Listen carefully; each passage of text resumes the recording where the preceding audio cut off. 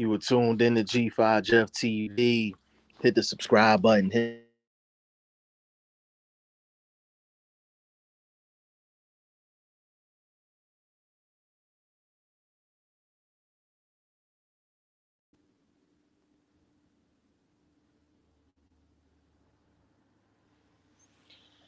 G5 Jeff TV. Hit the subscribe button. Hit the like button. Hit the share button as you come on in. Then we had some technical difficulty there for a couple seconds, but we right back at it. It's been a crazy 2020. Um, but we're gonna get into Ryan Garcia versus Luke Campbell. It's going down January 2nd. Great to kick the 2021 year off. And we got my guy in here. Yo, we got the VP in the building. Shane, what's going on, bro? everything's all good, bro. Everything all good. We got a real good to start off 2021. Luke Campbell, Ryan Garcia. This is a huge fight. Of course, it got pushed back from earlier in the year because of COVID. Off top, man, just give us your thoughts on that fight. I mean, when it was first announced, I was impressed that I was not impressed, but I was finally happy that Ryan Garcia is making like a proper step up to world level. Luke Campbell's, I don't want to say he's a gatekeeper because he's a bit better than that, but if you beat Luke Campbell, that means you're ready for the big boys, basically. So I was glad that he made that step up. But if I feel like it's going to be a really competitive fight, mainly because of the lack of experience from one fighter and experience from another. So those fights tend to be very interesting, cagey, but it's a good fight. It's definitely not a fight that I would say is like why did that fight happen? I'm not going to complain about it. Do you feel like it's the right time for the step up fight for Ryan Garcia, or you think it's too soon? I mean, it's the right time because of the landscape at lightweight. I mean, you look at the likes of Devin Haney. I know he fought Gamboa, and Gamboa is not really a step up, but you can see that they're trying to push him in that direction of stepping up the opponent. Teofimo Lopez just fought Lomachenko. Before that, he fought Richard Comey. Really and truly, Tank just fought. He just fought Santa Cruz. He just fought Santa Cruz. Yeah. So he's just took a step up. So you look at him, and he's part of that same generation of fighters, same crop. So it's about time he made a step up. So yeah, I think it's the right time. I mean, it's a bit difficult because if he loses the fight, it probably will knock his confidence back a bit. As far as technically, what do you think Luke Campbell needs to do to possibly come away with a win in this fight? I think technically Luke Campbell's probably the better fighter. He's probably a bit more polished. He probably has a bit more to his game, to be honest. Like, when I mean a bit more to his game, I feel like we've seen more from him, and obviously coming through the Olympic program and the vast amateur experience that he has, fighting the likes of Linares, fighting the likes of Lomachenko, he's learned a lot. And we found in both of those fights that he does have a lot of technical skills. He does have a very good jab. He has decent footwork. He's very polished. He's not raw. He's very together. He's a very tidy boxer. So I feel technically he doesn't really have to do much. I just feel like if the fight starts to go into the balance and it starts to be a bit rocky, I want to see a bit more dog in Luke Campbell. I want to see if it does go down that road, I want to see him have that dog in him. Yeah, that's my issue with Luke Campbell. The Luke Campbell in the first half of fights is not the same Luke Campbell in the second half of fights.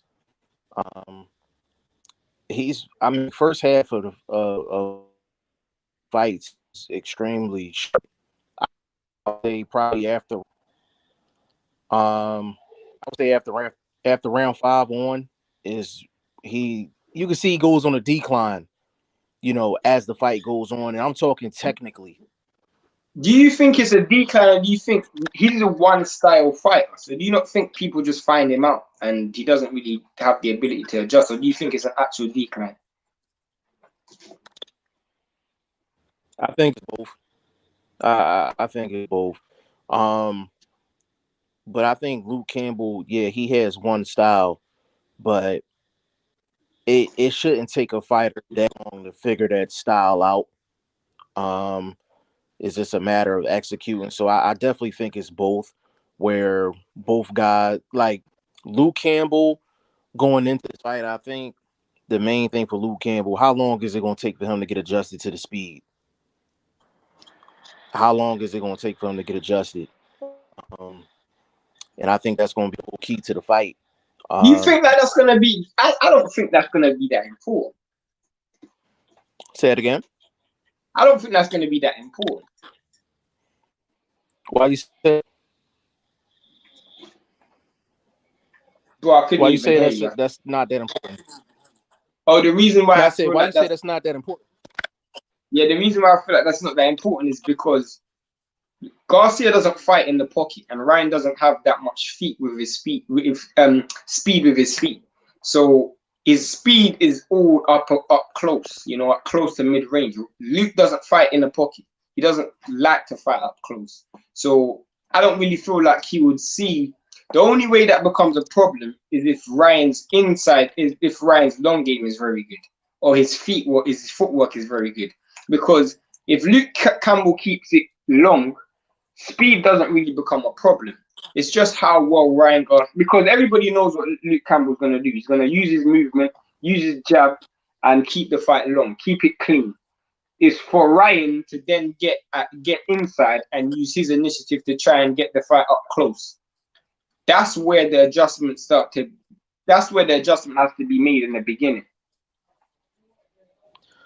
So do you feel like with Luke Campbell is more so patience is more important than him actually getting adjusted to the speed? Patience, but also just making sure Ryan's an inexperienced fighter, and he hasn't really had a lot of rough times, hard times in the ring. So you got to make him question himself. You know, if he loses 3 or 4 rounds on a bounce, and then he starts to, that's what you want to get into his mind. He starts losing 3 or 4 rounds on a bounce, where the fight is very boring. There's not much go in it. You're keeping the fight long. You're standing behind the jab. You're keeping it very boring and dull. Then he's gonna start questioning himself. Then he's gonna start taking risks and start making adjustments that he might not necessarily need to make. Once he makes that adjustment, is for Luke Campbell to then pounce on that, you know, make him pay for the mistakes. Because one thing we know is Ryan Garcia is going to make mistakes in this fight if Luke Campbell sticks to the game plan. I think that's the main thing. I don't know if Luke Campbell's going to stick to the game plan, and that's my problem with Luke Campbell in this fight. I think he is going to have to get adjusted to speed, because I don't think he's going to follow the game plan. If he keeps it on the outside, keeps it disciplined. I'm gonna rotate the screen quick. Okay. Yeah. So yeah, if he keeps it disciplined, then yeah, speed is not as much of a factor. But I don't think he's going to stay disciplined in this fight. I don't think he's. Why do you not think that? Why do you not think that? Because Luke Campbell, this is one of those fights where it's going to be it can be a career changing fight for Luke Campbell if he wins. Yeah. So I don't think he's going to sit back and stay disciplined, knowing that's right in front of him. I actually think he's probably going to be more reckless than usual, to be honest with you, because You of the think he's gonna moment. be what? You think he's gonna be That's what? what makes this more reckless. I think he's going to be more reckless than disciplined. You I think think so? so. I don't see that. I don't see that. I Yeah, don't see that. I think, because I'm going to tell you why. Because I think Ryan Garcia has that type of speed that you don't realize how fast he actually is until you get in the ring with him. So I can see Ryan Garcia winning the first 2-3 rounds And then I can see Luke Campbell just not wanting to sit back anymore and play the discipline game. But Start getting I don't. aggressive. I get that, but I don't see. I mean, maybe you guys will see. Maybe you see it a bit differently to me. But from what I've seen of Ryan, Ryan doesn't have great feet. So the only way that's gonna count is if Luke lets him on the inside. I don't see how Ryan's just gonna walk. Like he just doesn't have that great foot to just walk on the inside, or he doesn't have that much of a good long game where he's just gonna be able to work his way in. So I don't see how it's just gonna be that easy for him to just win so much rounds, just being where he can implement his feet. If the fight's long and it's jab for jab, footwork for footwork, you chase me, you try cut the ring off. I don't see how Ryan, especially early, gets that success. I don't see it. So you like Luke Campbell in the fight? I wouldn't say that I even like Luke Campbell because it's weird. I'm still 50-50 about it, but I wouldn't say that I like him because I feel like at some point or another you're gonna end up getting into an exchange, and I feel like Ryan probably has definitely the speed, but the punch power to hurt Luke Campbell and put him down. You know, and I feel like once he goes, I just don't rate Luke Campbell's ability to adjust. So I feel like he would win 4 rounds, 5 rounds, and be winning like after 5 rounds, maybe 4-1 up or whatever.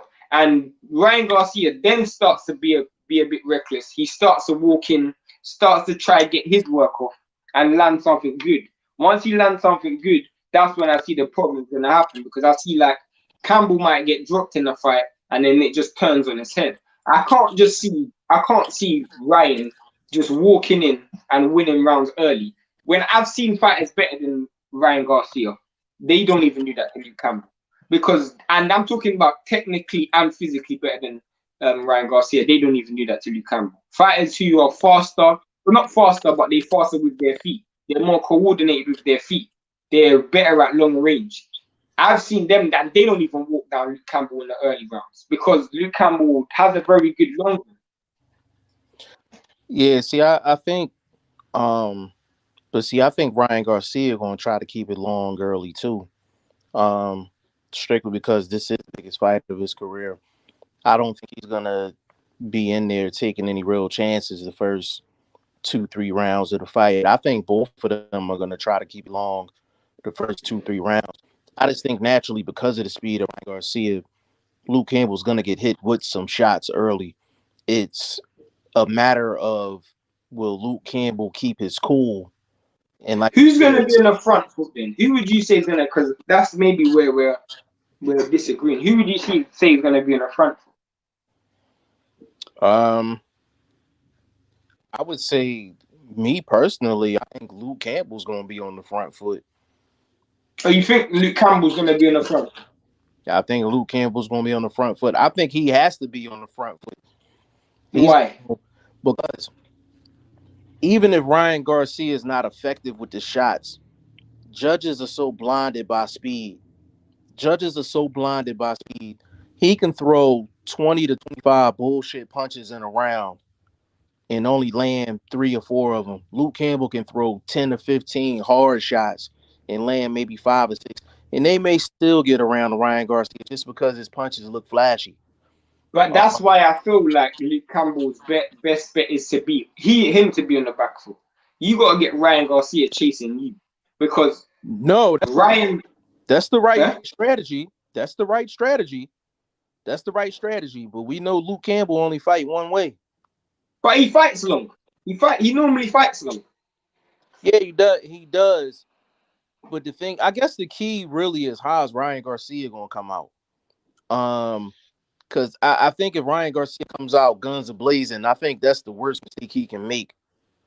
I wouldn't suggest that if I'm Ryan Garcia. I wouldn't suggest that neither. I wouldn't suggest I would suggest both of them similar approaches, in the sense that they both test the other person's patience, because it's a game of chess. You got to force someone's hand to move. That's how I would recommend. If Ryan Garcia goes out there and lets his and shows his cards from the first round, I think he's gonna have a long night because they're both expecting the other person to be aggressive, especially Luke. So if Ryan Garcia is aggressive, that's exactly what Luke Campbell's going to be expecting. If Ryan Garcia then starts to keep it long, Luke Campbell's going to have to go searching. If he has to go searching, that's when he's going to have the problems. That's when he's going to start getting hit. That's when he's going to start getting in trouble. That's when Ryan Garcia's speed's going to take over.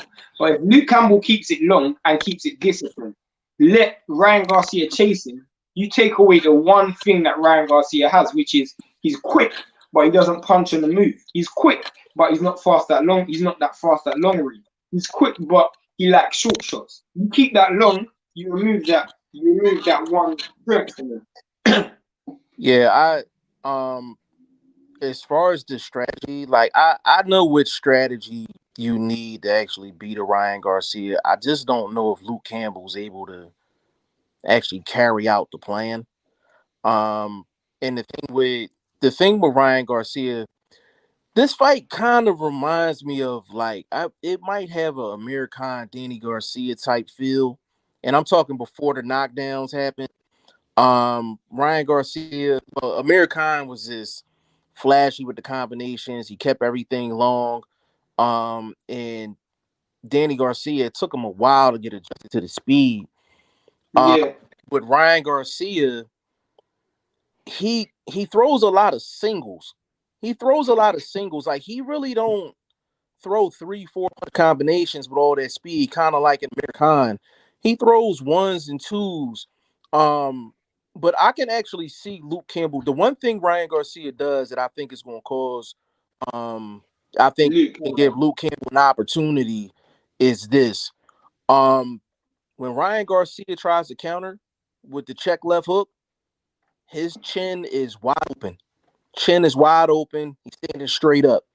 And I think a overhand right by Luke Campbell can definitely land.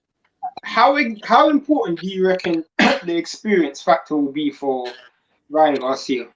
I mean, for Luke Campbell, sorry. How important would it be? Huge if he can get to the second half of the fight. Huge if he can get to the second half of the fight. Last time I seen Ryan Garcia in a 10-round fight, I think it was on Facebook. It was like 2 years ago, but he struggled in the back half of the fight. I feel like he just needs to put Ryan Garcia in as much uncomfortable and unusual positions as possible. So as you said, get him into the second half of the fight. Try your best to hurt him. Try your best to get him tired. Try your best to get him fighting under those circumstances that he's not used to. Try your best to take his best punch and stand there and say, is that all you got? Because then Ryan Garcia has to do some soul searching. Try your best to win some rounds. And you know, to me, it's a lot of bravado because I remember when Fury fought Klitschko, and Fury won a lot of rounds because in the early rounds, even though there was not a lot of punches landed, Klitschko felt like he was losing and he had to go searching for it because of the bravado that Fury was doing. The sticking your tongue out, hands behind your back, all of that stuff. And he's not used to someone doing that. He's not used to someone having so much success defensively against him, having so much success in those type of ways. So because of that, he ended up reverting to a different style, trying to be an aggressive fighter, come forward fighter, and that's not the way he fights. And that's why I say, in my personal opinion, I feel like it's about getting Ryan Garcia in a position where he's not used to that style. You know, he's not used to being in a position where he's hurt. He's not used to be able to fight. He's not used to fighting tired. He's not used to fighting in the second half or the back end of the fight. You know, so those are important. Yeah, it's going to be interesting because I think is that on pay-per-view? Here, no, not yet in America. No, it's not. What's it on the Zone? Yep. It's going to be on the Zone. So I think with Luke Campbell, can't. I don't think he can make the fight uncomfortable for Ryan Garcia outside of him taking it into the back half of the fight, unless he finds a way to get up close to Ryan Garcia. How good is Garcia's punch resistance? I haven't really seen him take a big punch, That's but exactly my point. We don't know. Don't know. We don't know. And if Luke Campbell plays the long game for the whole fight, we may never find out if Ryan Garcia can take that money shot. I no, think but this is the problem though. That's the problem because I feel like if if Luke Campbell doesn't make him pay, because if we say if let's say Luke Campbell does what we say and he fights on the back foot and gets Ryan to chase him, he's gonna get caught if he doesn't pay him with something heavy. He's gonna have to pay him with something heavy because if he doesn't, then Ryan's not gonna respect him. He's just gonna walk him down. Because one thing Ryan does have is he doesn't know how to lose. So when he's losing, he's not gonna sit down and think, you know what, better luck next time. He's gonna think, I need to win this fight. So he's gonna be willing to take more risks. And if you're not willing to pay him with something to make him think about, okay, every time I go forward, something's coming back at me, you're gonna end up losing. Because young fighters definitely they have that reckless streak in them where they're willing to go and take risks that other more experienced fighters aren't willing to do. what how would you rank Luke Campbell's footwork? I think he's tidy. I think he's very tidy. I think he does the basic things very well. So yeah, he's not like a Lomachenko where he's side to side with it, but he does know where his punch starts and where his punch ends. He doesn't really cross his feet over. He doesn't really square up that much. He doesn't get caught in transition that much. You know, he's very tidy, so he doesn't smother the work. He keeps it clean, and that's what I would say. I feel like if you give him the space in the room and you respect his power, he's gonna run rings around you the whole fight because he does have good footwork. And I feel like I feel like the most important fight to look at is the Linares fight because it took a while for Linares to get used to it. It was the only thing that Linares struggled with was the fact that Luke Campbell is very good at keeping his distance. Being in the amateur game for so long, you know where your punch starts and where it ends. So Right. you don't ever get caught too short or too close. Yeah, You you don't don't ever get caught like understand. that. Yeah, he knows where it starts and where it ends. So you never see him back up against the ropes throwing jabs where he should really be clinching or tying up. He knows where his feet's supposed to be. It's just he does go back in straight lines. The problem with that is Ryan Garcia doesn't transition very well on the front foot. And I mean, like Linares, when Linares dropped Luke Campbell, he didn't transition. You know where you step back and then you charge forward, kind of like you're trying to follow someone out of the back door, but you increase the speed, but you reduce the steps. Does that make sense? Correct. Just to catch someone in transition because that ruins someone's coordination. I take one large step backwards, so you take one large step forwards. Then I take 4 or 5 short but quick steps forward. You then try to take a large step back, but Right. you get caught in transition. It's almost like Ryan doesn't do that. it's almost like you're baiting your opponent to help you get close.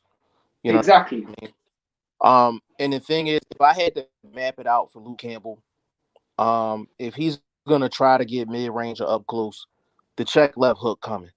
Like the check left hook is coming. Ryan Fact. Garcia does not move. He don't even throw the check left hook and try to get to the side. Like he don't try to leave out the back door. He just throws a check left hook, and then if y'all end up clinching, you end up clinching. So if he can block the check left hook on the way in, he can get in the front door without paying no admission fee. He can get in the Yeah. front door without paying no admission fee because I do think Luke Campbell's going to need to put some body work in as Yeah, well. he does. Any speed guy going to need to put some body work in, and you can't put no body work in from long range. Can't do it from That's long true. range. That's You true. got But you to know do it what? either. Mhm. But Garcia is not a nasty fighter. So that's It's not. he likes it flashy. So me personally, that's what I was saying to you at the start of it. I personally want to see you because I'm gonna map out how I see the fight going, and then I'm gonna map out how I want the fight to go. How I see the fight going is for the first 4 to 5 rounds, Luke Campbell's gonna be winning and he's gonna be up maybe 4-1, 3-2, whatever. I see him up and I see him in a handy lead. But then Ryan Garcia is gonna stick it up and he's good. The problem is in the first 5 rounds, Luke Campbell didn't put enough in the tank. He didn't put enough money in the bank to take out of Ryan Garcia. So he's still gonna have enough engine and still gonna have enough confidence to go forward. The problem with that is when Ryan Garcia then starts to step it up, start increasing the work, the output, start putting the pressure on, Luke Campbell, I don't think he's going to be able to deal with that pressure that he puts on. And he's going to end up getting hit a few times, and I feel like he's going to get hurt, maybe even drop. And then from there, I see the tide turning. And from that point, maybe Luke Campbell might have a late surge, but I feel like the damage will be done from the mid to late rounds for Ryan Garcia. But what I would want to see is, if once Ryan Garcia makes that adjustment, you then double back. You get, okay, you're willing to come forward. Okay, let's meet in the middle. And you don't even have to do it where you're trying to trade with somebody. Work and smother your work. Work and smother your work. Tie him up. He's not used to that wrestling. Luke Campbell's been around the world and back in his career, so he should be used to making a fight dirty and making a fight messy. Ryan Garcia is not used to that. You know, he's a pretty boy and he likes to fight pretty. You got to make him fight dirty. You haven't got to be, I know it's a cliche, but you haven't got to be all the way in or all the way out. And when you're all the way in, you got to be doing some wrestling and hitting behind the head and pushing and shoving, making it a bit uncomfortable for him because he's a young buck. He's not used to that style of fight. Right. If I mean, you hit the nail on the head as far as being all the way in or all the way out. Because if Luke Campbell hit range, he might get stopped in this fight. Definitely. He might get stopped. I think if he's on the inside, if Luke Campbell's on the inside, even if it's only one round, if he just takes one round out of maybe the first 6, and I mean all body work for a whole 3 minutes, all body work, it'll serve him right. In the back half down the line. Yeah, if he don't put no money in the bank, if he don't go at the Ryan Garcia's body to give him a reason to fatigue, he's gonna be in like mid to late rounds. It's gonna be hard for Luke Campbell. And I don't like the fact that he don't make adjustments midway in the back end of fights anyway. Yeah. So that's what I was saying. He will make that adjustment in the mid and back end. He really needs to go to the body first 4 rounds. Yeah, Facts. he needs to go to the body first 4 rounds. But the thing is, with him going to the body, he has to adjust to the speed first because Ryan Garcia is going to flash speed at him. He's going to flash speed at him. So he has to get adjusted to that before he can start going in there, ripping to the body. He's not going to be able to just walk in the front door. He has to block that check left hook. He has to block that check left hook coming in. And I'm not saying early in the fight, block the check left hook and then just start getting busy. Start letting him know that you're recognizing the check left hook and you're blocking every single check left hook when you're trying to come in. He has to play that psychological game with Ryan Garcia as well because Ryan Garcia he's young. He's a young pup. So he thinks he's just going to go in, flash the speed, and call it a day. That's what he thinks. It's up to Luke Campbell to make Ryan Garcia realize, like, yo, you're going to have to pour some more tricks out the bag today. That's why I would say one of the things that I would say if I was Luke Campbell's trainer is don't leave out the back door at all. Once you get in, you make the ref take you out of that house. You make the ref take you out because I've seen a lot of Ryan Garcia's knockout and a lot of guys, they try to do their work and then leave, and then he just goes boom, and then they just end up on the ground. Yeah, and that's the problem. Yeah, Ryan Garcia catch you. He'll follow you out the back door, but the thing that's crazy with Ryan Garcia, he'll follow you out the back door, and he may not even be following you with his feet. No, he doesn't. His check left hook is so long. He's following you out the back door with a hook. He's not even necessarily stepping into you.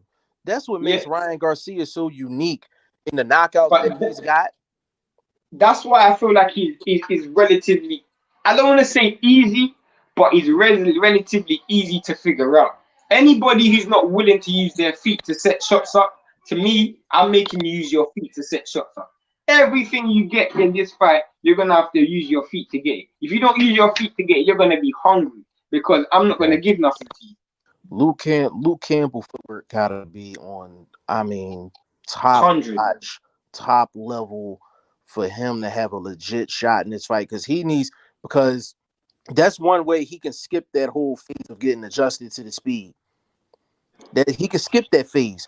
if he can win that footwork battle, and I'm talking side to side. I'm talking side to side because if Ryan Garcia is throwing that check left hook, or even that right hand, if Luke is stepping side to side, or even it don't even have to be on those Sean Porter type, but if he's stepping to the left side, then he might charge forward a little bit. He might show him some type of side to side movement. That's gonna get Ryan Garcia guessing in terms of when to throw the hook.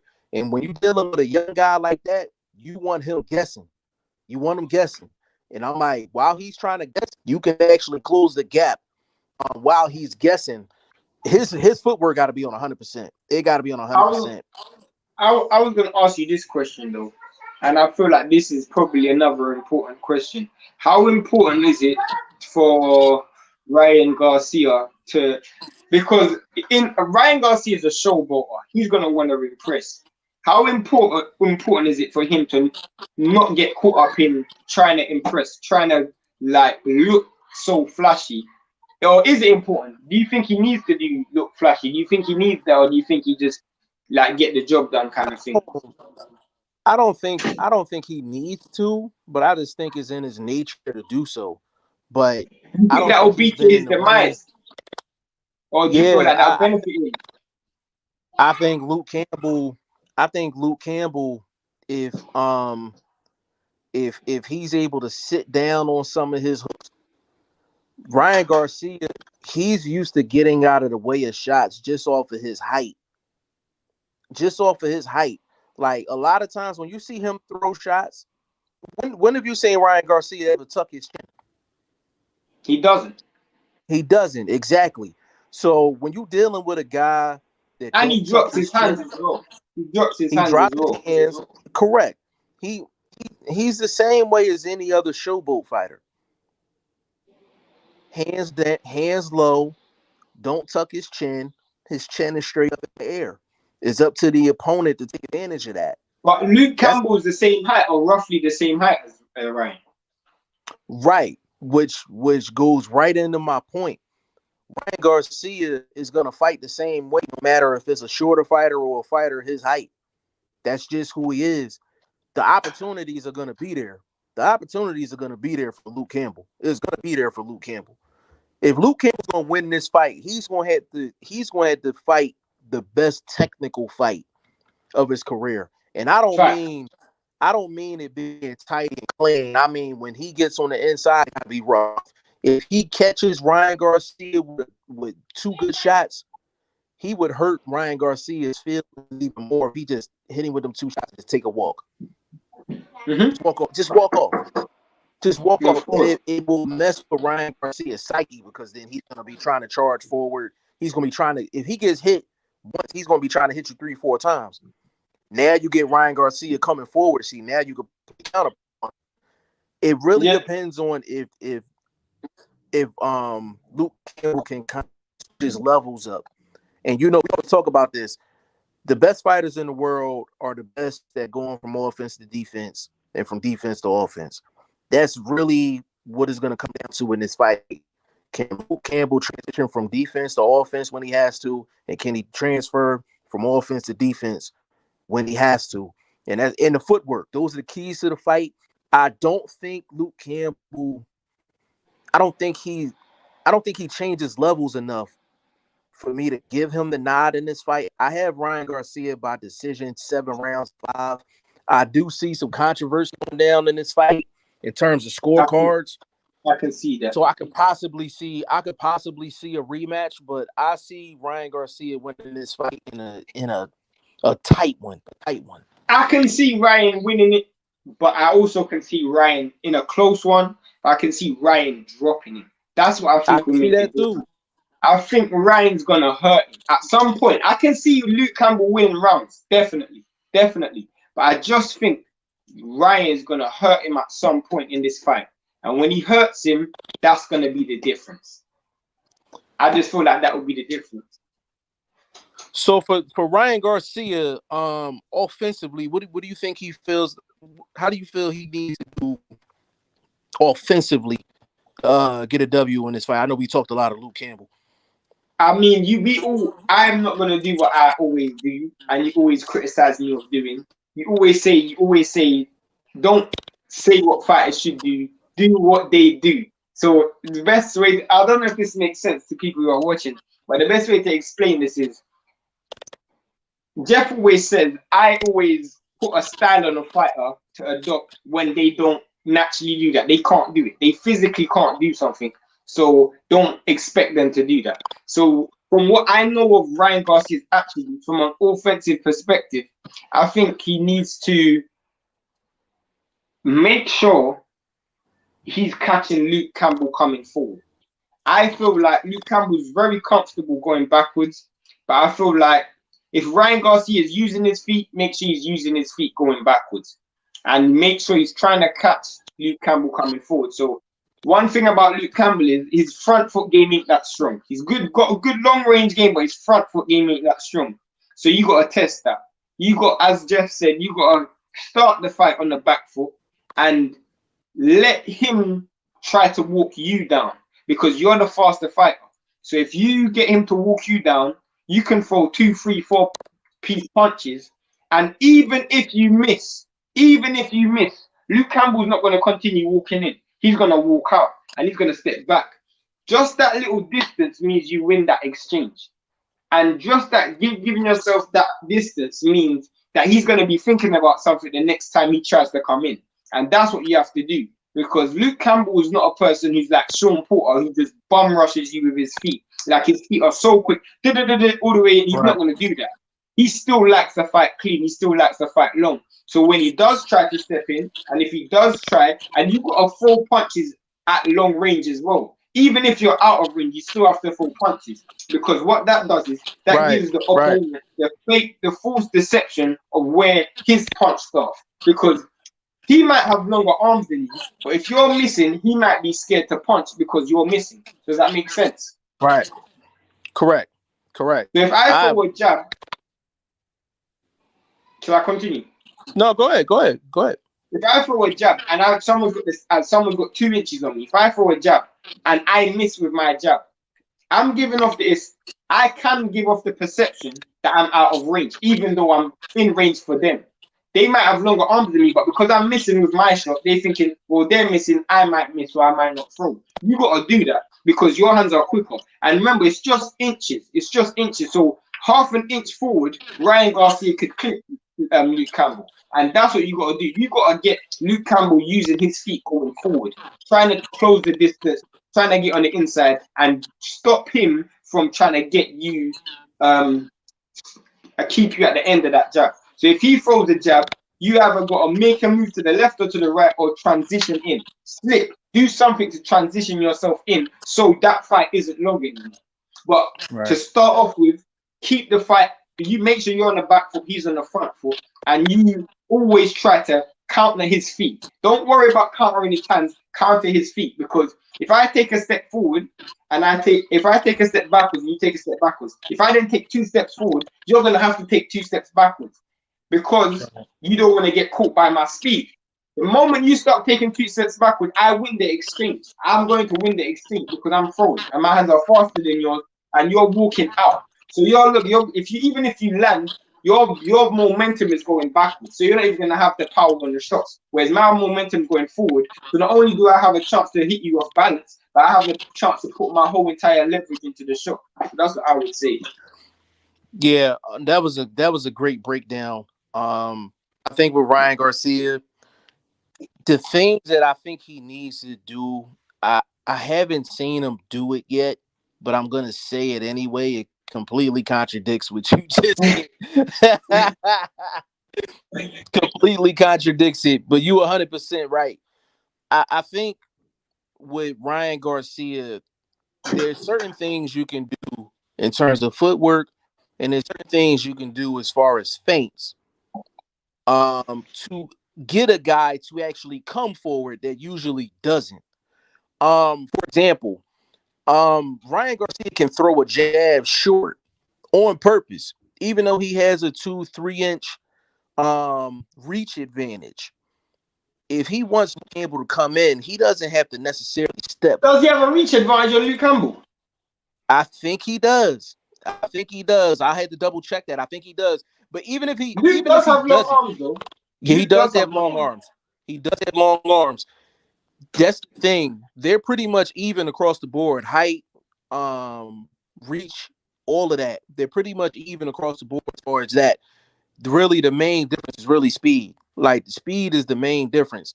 The thing is, with Ryan Garcia, he can throw a jab shorter than what he usually does to invite Luke Campbell to actually come in, possibly with a double jab. But usually, when you throw in a double jab, that second jab, you're usually stepping forward with that second jab. You Of usually course. step forward with it. Now, if Ryan Garcia is going to play it smart, he can do that at times in the fight to get Luke Campbell to come closer so he can actually set up some counter shots. Now, with Ryan Garcia, also, we have not seen any footwork from Ryan Garcia in his fights. He's very stationary. He's very stationary. Very. He doesn't turn, like, he doesn't move side to side. He kind of just turns in place, almost kind of like a shoulder roll type thing that he Yeah. does. But he's very stationary. Um, It's very similar to Anthony Yard, you know. I'll be honest, it's very very, similar to Anthony yes, Yard. yes. He's very similar to Anthony Yard because Anthony Yard has this twist and turn type Yeah. style to him, And that but he really explosive doesn't move. speed type of stuff, but not much Yes, movement. everything is explosive. I think the things that Ryan Garcia needs to do, I just haven't seen him do it yet. So if Ryan Garcia is going to win this fight, it's exactly what you said. It's going to be him doing what he does best, like sticking to the script. That's what he does best. That's what he needs to do. But I think to make the fight easier,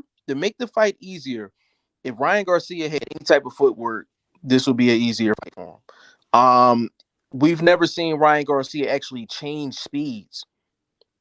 Everything he throws is 100 miles an hour. Everything Yeah. 100 miles an hour. When it comes down to that, he reminds me of Amir Khan. Yeah, Comes that's down to true. that, That's true. he throws But you know everything what 100 though? miles an hour. He does have a lot of similarities with Amir Khan. But one of the differences with Amir Khan was his foot speed was also really good. Very Amir good. Khan's foot speed was really good. And I feel like people underestimated his foot speed because of how naive Amir Khan was and how chinny he was. Like he was extremely naive. But what you gotta understand is like Canelo walks everybody down. He struggled to walk Amir Khan down because of how quick his feet was. His feet Yeah. was ridiculously fast. And I feel like that's just the fit. Every time I speak about fights, 9 times out of 10, I'm speaking about someone's footwork because I just think it's fundamental to a fighter. And I just feel like for Ryan Garcia to win this fight, and as we said about Luke Campbell, both of these guys are going to have to show us things about their feet that we haven't seen We because haven't it's seen so yet. important. Their feet has to be so important because, as you said, you're fighting someone similar height, similar reach, similar arm length, similar, like they have similar dimensions. You probably end up going into the ring at the same weight. So you have very similar things. And yes, one person has the speed advantage, but on the other hand, I can manipulate speed with footwork and timing. So, and feints. I can manipulate speed with footwork, timing, and feints. So Right. it Right. if you can get those three down to a T, you don't even have to worry about how fast somebody is. And it works for Ryan Garcia. If Ryan Garcia can manipulate those three things, it's gonna be a short night for Luke Campbell because if you can feint and feint well, Luke Campbell's gonna get lighted up because all it takes is for him to misread one of your feints and you land a 2-3 punch combination. He's getting dropped. He's getting dropped. Yeah, it's so difficult to give. I think the game plan that I have and the game plan that you have for both fighters, I don't think neither one of us are confident that they can have the ability to carry it out. Um, they just, as far as Ryan Garcia is concerned, um, I think Ryan Garcia, like, if he was like Luke Campbell's the type of guy you could set traps. You can set Mhm. traps against Luke Campbell. You really can set traps against Luke Campbell. Actually, that's where Vasil Lomachenko actually started, Winning turning the tide a little bit because he because started he setting little tiny traps for him. exactly because he saw this is the same thing we're talking about adjusting. he saw Luke Campbell was doing the same things for the round 1, round 2, round 3, round 4, round 5. So he's like, okay, that's fine. You take that. But next time you do it, I'm gonna just set you up to do the exact same thing you done for the last 5 rounds. But this time, I'm not gonna be there anymore. I'm gonna be behind you. I'm not gonna be there Right. no more because punches coming at the same time. Or he set these little traps. To me, this is the part that I'm so worried about when it comes to Ryan Garcia. I feel like when the chips are down and it starts to get a bit tricky, because it will, it's a highly competitive fight. I just feel like he's just going to be a bit reckless. And that's the problem. Because if he gets reckless, he can walk into shots as well. And I don't know how well he takes a punch. Absolutely. And we don't know if Ryan Garcia is chinny. We don't know if he's chinny or not. Another thing, I'm pretty sure Ryan Garcia feeds into the crowd. There ain't gonna be no crowd. You know what I'm No. saying? So we got to Is there factor. not going to be a crowd? There was a crowd at Canelo's fight. Is that fight in Texas? The fights if it was in the UK, there would be no crowd because there's no crowd in any fights in England. But it's in America, so I don't know where in America. I think you know what? I think it's in Texas. I think it will be a crowd. I think it will be a crowd. I'll take that back. You know what? If there's a crowd, if there is a crowd, I think that will play a big part in the judging. That'll play a big part in the That's judging. exactly what I said. That's exactly what I said. That's why I was saying, like, with Luke Campbell, it's gonna be hard for him to keep it long. Because the fans is gonna react to every single thing Ryan Garcia Yeah, that's does. true. You know what? So I might change my prediction a bit because I feel like you gotta look at it. When he fought Lomachenko, what people didn't realize was that was in the UK.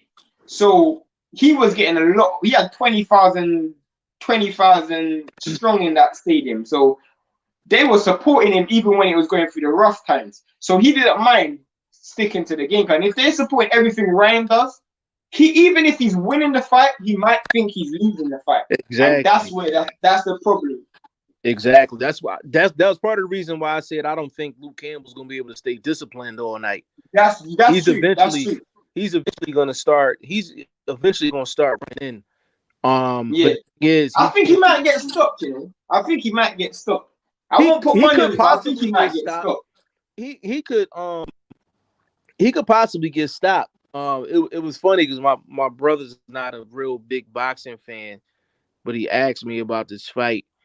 I told him, I said, well, I said, Luke Campbell got to make sure he got the ski mask on before he gonna come in the front door. I said he can't. I said he can't come in the front door without no ski mask on. He got to disguise. He got to disguise it. He got to disguise it a little bit. Cool. You know what I'm saying? So he was like, what do you mean? I'm like, yo, I said you got a ski mask on before you walk in the front door. They don't know who you are. You know what I'm saying? Element of surprise. I said that's what Luke Campbell has to do. I can't just walk in the front door like, hey, I'm here. You Like, gotta no. come in like a thief in the night, bro. Yeah, I'm like, you gotta come in. Even when Ryan Garcia looked like he's comfortable, I'm like, Ryan Garcia, he don't throw a check nothing unless his feet is set. He don't throw Yeah, anything without his feet being set. And that's because he doesn't move. So I'm like, you exactly. can tell if you are a top level fighter, you can tell when a guy's feet not set. You can tell when a guy's feet not set. If he Cool. can figure out when Ryan Garcia's feet is not set, he can actually throw it. He can throw a quick little jab and just bum rush. He can I was throw a just quick about to jab say and that, bum bro. rush. You stole the words from me. I was You know about what to I'm say saying? that. If you can figure out when his feet's not set, you can throw a 50 punch combination if you want, because Yeah. he's not gonna move to readjust his He's position. not gonna move. Exactly. He's not going to move. I'm like, he can throw a jab. He can throw a jab to the chest, bum rush right on in. He can throw it. He can throw it just a soft jab to the Yeah, head and just bum rush in if his feet is not set. Ryan Garcia hasn't shown that he can throw shots without his feet set. He throws everything with his feet set because he keeps his feet planted. You know who he remind me of? Broner, what he does, he sits down on all his shots because he don't move his feet.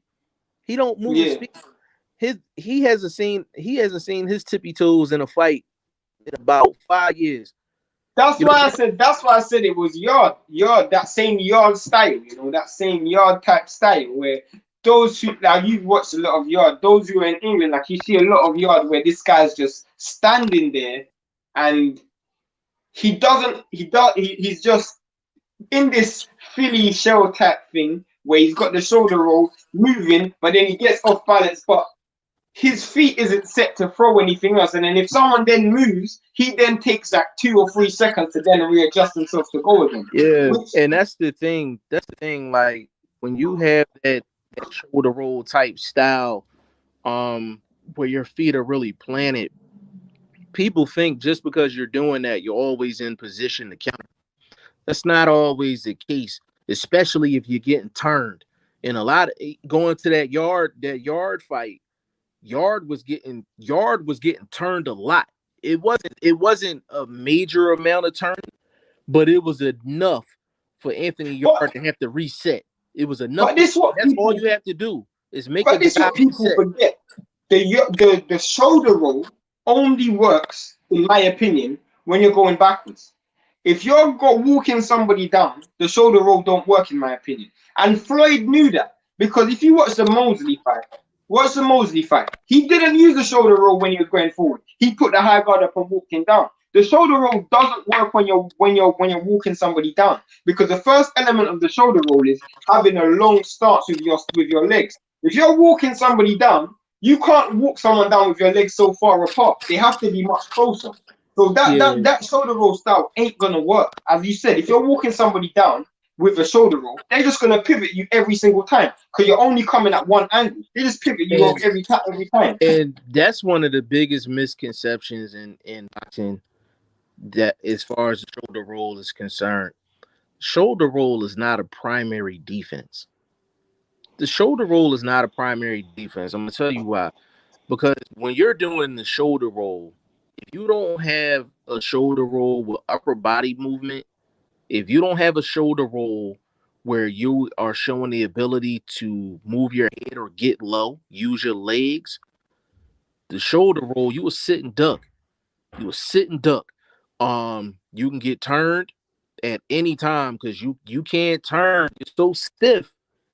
You're so Yeah, stiff trying to block everything that you can't turn. So a lot of times in that shoulder roll, you're getting turned. So yeah, with Luke Campbell footwork is on point, he should be able to turn Ryan Garcia enough to make him reset. I'm not talking he got to turn him to the point to where he's behind Garcia and all that magic shit. I ain't talking about none of that. Enough for Ryan Garcia to have to reset and start the same process to get his offense off. it's kind of Like like that's what what Luke Campbell Porter needs to done do. to Errol. Like when Errol tried to walk Porter down and he had him on the ropes a few times. All Porter done was just get his left foot back on the outside again and spin Errol, And and slide he out and done it a spin few out times. and spin out. Yeah, Actually, he had Spence look like a fool a couple of times. When he got Spence off of the ropes, like when Spence had him on the ropes, he was spinning him out easy. He was spinning him easy, out easy. He was spinning him easy. out easy. And that fight still pisses me off because I'm like, that's the fight Sean Porter should have easily won. And the thing was with Sean Porter got caught in the moment. He got caught in the moment. After that 6th, 7th round, if he just started boxing for like maybe 1 or 2 rounds, you know what I'm saying, just to give Spence something different to look at, and then change back to what he was doing, it'd have been money in the bank. It'd have been money in the bank. But he was turning Spence the whole night. He was turning him the whole night. What is it? What does the winner do from here? The winner, if whoever wins, what does the winner do? Let's just say in a hypothetical world. Uh, if Luke Campbell wins the fight, I guarantee you he'll get a Haney fight next. He'll get a Haney fight next. He'll get a quote unquote title shot next. That'd be a perfect scenario for Devin Haney.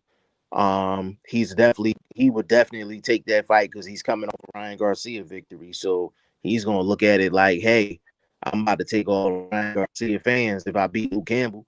You know what I'm saying? So Mhm. I might get some UK buzz. So he's definitely getting a Devin Haney fight if Luke Campbell wins. If Ryan Garcia wins, And I can see that fight happening in England as well. I'll be honest. absolutely, absolutely, and they'd be a fool not to go to the UK. They'd be a fool not to go to the UK, and I think It's a calculated risk, but in history has shown that if you go out there and you perform, you build a fan base that you are gonna have forever. You're gonna have that Facts. fan base forever. Still Lomachenko, he went out there. He has a UK fan base now. He has a UK fan base now. I might even when Errol. Terrence Crawford went out to fight Ricky Burns, Errol But Spence, he even has a UK fan I base. say Errol because a lot of people see Errol as like since he beat Kell Brook, that's their reason for why he's gonna beat Crawford. You see my point? Right. Correct. Right. So it's a calculated risk. But I think Devin Haney should go to the UK and fight Luke Campbell. I think it'll be a great experience for him. And it's a winnable fight. It's a winnable, very winnable fight for Devin Haney. And if Now, Ryan if Garcia Ryan is going to be Garcia the wild card. Ryan Garcia is going to be the wild card. Because if Ryan Garcia wins this fight, he's not fighting Devin Haney.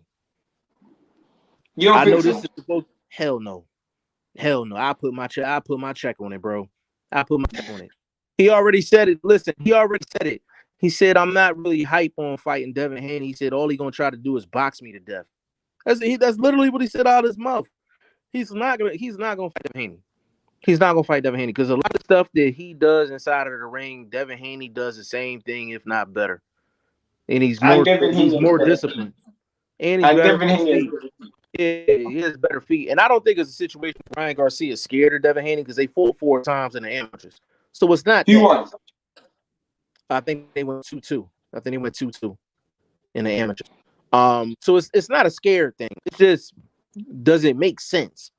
I think for Ryan Garcia, he's gonna look at it like me possibly taking a loss at Devin Haney doesn't make sense. Like I think What do you Ryan Garcia is gonna go in a what do different you think? direction. What do you think? Ryan's looking at like a waiting for Tiafimo to drop one of the belts or something. Yeah, and you can factor that as well. I think Tiafimo could possibly drop all the darn belts and go up to 140 if he wanted. So I think if Ryan Garcia wins this fight, I think he just sits back and I think he waits for That's an one of those belts again. interesting dynamic because in reality, Tiafimo Lopez could be a 2-weight undisputed champion because Jose Ramirez and Josh Taylor are supposed to be fighting for the undisputed title at 140. And if Tiafimo moves up, everybody knows once you're undisputed at 1 weight class, you move up, you're automatically mandatory. So he could be a 2-weight undisputed champion. That would be crazy. Yeah, you know the thing that's crazy with Tiafimo, he could literally go on a run for the next maybe 2 years, 2.5 years, if he was to pull that off and then maybe fight a Ryan Garcia or a Tank or something like that. He might be one of the youngest dudes in history to talk about Hall of Fame talk. Oh yeah, facts. He'd be one of Facts. the youngest dudes in history because he beat Lomachenko, he beat Comey. Let's just say he beats Josh Taylor. He beats Oh Josh god. Taylor for all the marbles. So now he's a 140 undisputed, 135 undisputed at the same time. Yeah, that's At the same time. I don't think anybody's ever done that. I mean we would have to go At back the in same time. we'd At the have to go same back to time. like Sugar Ray Robinson times or something like that. I don't Possibly. know. Possibly, but at the same time, Yeah, that's what I mean. I don't know. that would be I know for a fact, insane. not that I know. Not Yeah, that I know. it'll be insane. I think but I think Ryan Garcia just sits back and waits to see what Teofimo Lopez does. But I know he's not taking a Devin Haney fight. He's not taking a Devin Haney fight. Period. I think they're gonna want that next fight to be for a title. They're gonna want that next fight to be for a title, and then maybe after that, then they'll look at possibly. I mean, him and Tank could be a great fight, but I don't think they're gonna put Tank up against anybody at 135 notable. You know, You just put him in winnable fights from now on. I mean, Leo Santa Cruz was for me, I didn't think that was a tough fight for Tank, just because. I do want to. If I was to pick who I'd want to see Ryan Garcia in with again, if he does win, if he doesn't fight Devin Haney, I would like to see him fight someone who does have a little bit of a name. You know, even if there's someone who has a bit of a name.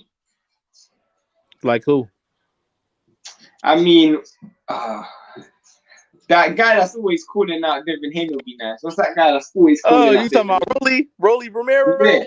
That'd be a good Yeah, fight. Rolly But Romero. they gotta, Rolly Romero made his name off of that Ryan Garcia sparring session. But I would take that fight. I would take that fight. Yeah. But Rolly Romero been calling out Devin Haney like crazy. But I was telling people, I said, listen, I'm like, that'll be the biggest fight. That'll be the biggest fight on Rolly Romero's on Devin Haney's resume. Devin Haney resume is not that big. I was just like, Rolly Romero be the best opponent. I mean, I would want to see Ryan Garcia fight him just because they're both Latino. That'd And be both... when I say that thing to sell like hotcakes, man. Like if it's no COVID and people can. And if I was Ryan Garcia's promoter, I'll spin it easy. I'll spin it very easy. I'll go into one of them fake negotiations with Devin Haney, knowing that I'm not going to sign it. Say that Devin Haney was ducking me, and then say, you know what, you don't want to fight me, so I'm going to fight the guy that's calling you out. And then that's what I would do.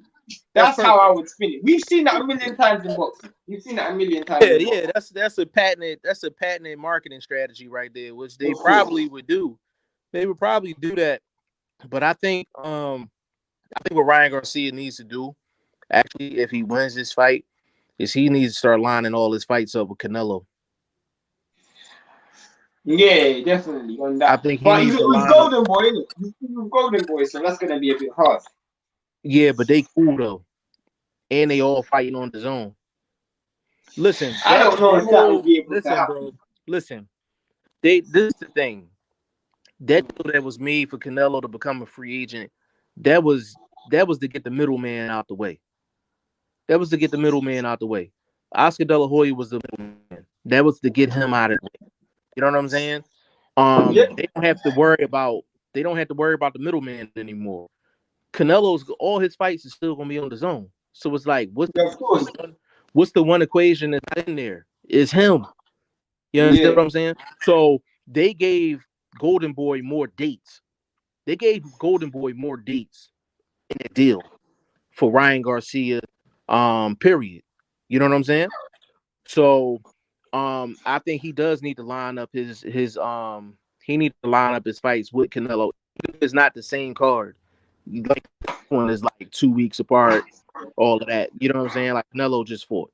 So his fight was, 2 weeks, 3 weeks later. So yeah, he needs to line it up with that, be around the same time, because even though Canelo's not with Golden Boy anymore, they still work out in the same gym. I mean, they got the same trainer, and they got the same trainer. Yeah, like so. It'll work for Ryan Garcia, but I like Ryan Garcia in this fight, 7-5. But it's crazy because I told somebody in the comment section of another video, I told him, I said I watched the fight. I said I usually watch the fights without the sound. I usually watch it without the sound, and I'm like, I watch fights from the bottom up. I watch a guy's feet. And I'm like, I just watch fights different. I'm like, if somebody gets hit with the left hook, I'm like, what happened 10 seconds before he got hit with the left hook? Like, what did he see? You know what I'm saying? It triggered him to throw the left hook. Like, I look at fights from that angle. You know what I'm saying? And it was a new person on the channel too. And I told him, I said, I think the question was like, how do you know you're a hardcore? And I said, you know you're a hardcore based on how you watch a fight. If you watch, I think, and I'm gonna be honest, I think the term hardcore statement is kind of, it's very different. There's no barometer for it because there's no way of saying, okay, you're going through the phases and all of a sudden you tip to a hardcore. Just from me being me and me watching boxing, one of the best ways for me to say that, how I say that I'm a hardcore, is just by allegiance. I can watch a fight with no allegiance. I like certain people. Now that doesn't mean that doesn't always mean I'm a hardcore fan, because there's many people who are casuals that have no allegiance. But if you can watch a fight and just watch a fight to watch boxing, just to watch the sport, then to me, you're kind of a hardcore. Not necessarily. I don't know. Maybe you're kind of a hardcore. Yeah, yeah, I was telling him, I said this, I would say the biggest, there's a lot of differences between a casual fan and a hardcore fan. I'm like, actually, hardcore fans are more biased than casual fans. Casual fans don't know no better. You know what I'm saying? Exactly. Hardcore fans, a lot of them are biased. A lot of them are biased. So I told him, I said, when it come down to it, when you're actually watching a fight, um, I'm like, you could tell you're becoming a hardcore based on how you watch the fight in terms of technically what are you watching? Are you watching footwork? Are you watching feints? Are you watching what they're doing on the inside? Are you Or you just watching it watching if a the flashy referee is punch. allowing? Yeah, you know what I'm saying? Like, can you tell if a body punch lands or not? You know what I'm saying? Like, how do you judge a round? I was like, there's 100 different things you can look at in a 3-minute round. If you find yourself almost like you're like a computer, like you're just breaking down all of this scientific shit while you watching a fight, I'm like, you're probably a hardcore. I'm like, you're Like probably a I watch hardcore. boxing like coding. I watch boxing like coding. Yeah, And I remember I was watching the AJ fight with Pulev, and I was around a lot of people. They're not really hardcore fans like that. And I remember watching it, and I'm like, me and my brother's got a good deep knowledge about boxing, and I'm just watching it like coding. So when I mean coding, I'm like, if he puts this code in, he's gonna get this output, like right, basically like a mathematic sequence or something. right, And that's kind of how I watch boxing, because a lot of the times there's 9 times out of 10, a knockout don't just come unless you're Wilder, where you're just going boom and you knock someone out. A knockout don't just right, come. There's a lot of coding that comes before it, and even with Wilder, there's a lot right. of coding that comes before it. Mm-hmm. There's a lot of subtlety, there's a lot of setup before the madness happens. And to Yeah, me, I it's can, a lot of subtleties. yeah, I kind of keep my eyes out, because the only time that I'm really surprised is where I just see a punch just come out of nowhere, kind of like Povetkin and White, where I just that one just shocked me. Where I was watching the fight and all of a sudden, boom, the fight was over, and I'm like, wow, that was crazy. Like that's the Yeah, only time fights really surprising. yeah, that was like a perfect shot. Like, that was like a perfect shot. But I'm like, a boxing match is like it has its own storyline. Like, every round has its own storyline. And I told my brother to watch the Anthony Yard fight, Anthony Yard Lyndon Arthur fight. I said, who you think won the fight? He was like, I think the dude that was only throwing the left hand. I was like, oh man. I was like, why you think he won the fight? And he was just like, he was just controlling the fight with that one hand. Like, and this is a casual, like, he's a casual. I remember, and Lowdown was saying this um on his live stream the other day, and this is probably the biggest difference between a casual and a hardcore. Lowdown said when he watched Callum Smith versus Canelo, after one round, he realized Canelo had won that fight. Anybody who watched that fight after one round or after a limited amount of rounds could tell how that fight was going to go, just based on how it starts. Because it's by knowing the fighters and knowing the styles, if certain things happen, you know that this is going to lead to that. And you'll be able to see the chain of Right. events before the first link is even made. Does that make sense? Correct. Correct. So that's No. how it is. Yeah. And that's how it is. And even with you take a fight like Dubois and Joyce, like, you take that fight, even though Dubois was winning rounds, you could tell after the first 2 rounds, 3 rounds, like, okay, Dubois gonna have to hit him with something serious, because if Yeah. he don't, he gonna end up getting grinded down towards the back half of the fight. You can see, but usually within the first 2-3 rounds, you can see how a fight is gonna play out. You're just watching it to see if it's gonna play out the way you see. You can see the code. You can see the Yeah, different codes. it's like, I don't know if you ever watched Men in Black 3. Have you ever watched Men in Black Yeah, 3 before? yeah. There's this guy in Men in Black 3. They run into this alien, and this alien can see the future, but he breaks it Yeah, down very similar to what you said, where he's like, there's 50 different possible futures. It's just I can see the different chains. So there's different chains right. that's dangling out in front of me, and each one is leading to another one. But the moment one thing changes, then that's another chain, and it's like he can just see the different chains of events. Yeah, That's how hardcore boxing. e- Whereas correct. Even all of a sudden mhm. you're watching something, and then you could just see the chain, but you can also see it on the flip side. You can also see it like you watch it. You can already predict the end goal before it even comes. Right. Even with AJ Pulev, you can see how that fight was going to play out. You can see basically after the first 2 rounds, I was like, all right, everything is going exactly the way I thought. I'm like, AJ's keeping it long, keeping it disciplined. I'm like, he's going to start turning up round 4 and up. Man, he started turning up a round earlier than I thought. But it played out exactly how I thought it was going to But play out.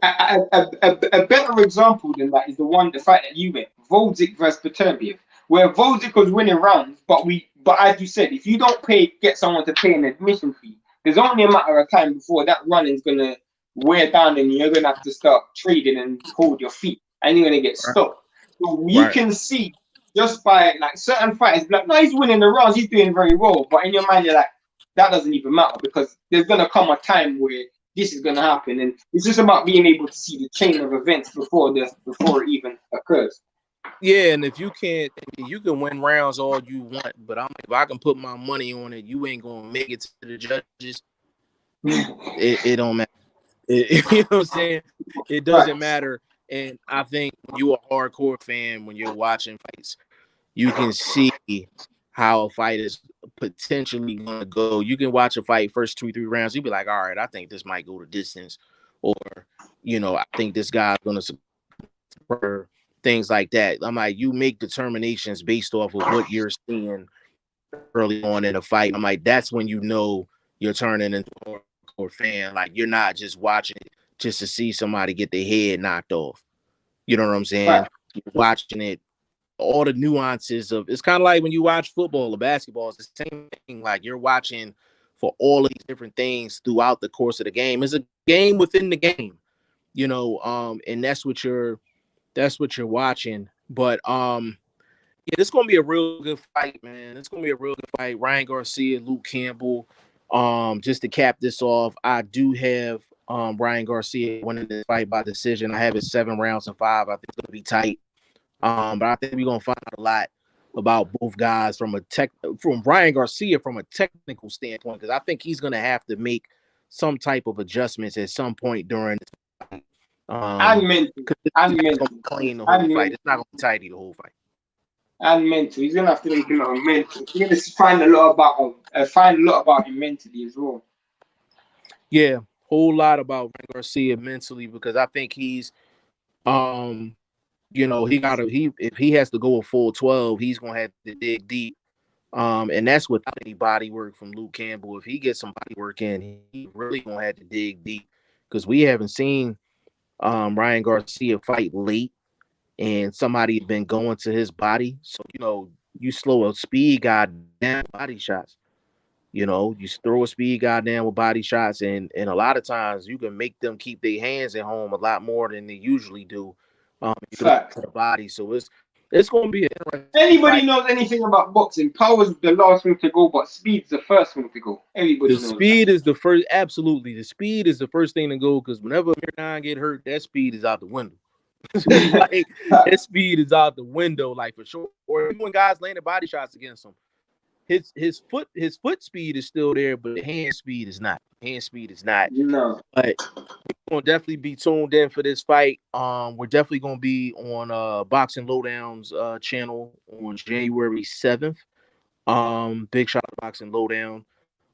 We definitely do some promotion for that across the social medias. So definitely big shout out to him. That should be an epic. That should be an epic show because that's gonna be the I'm week looking after. forward to it.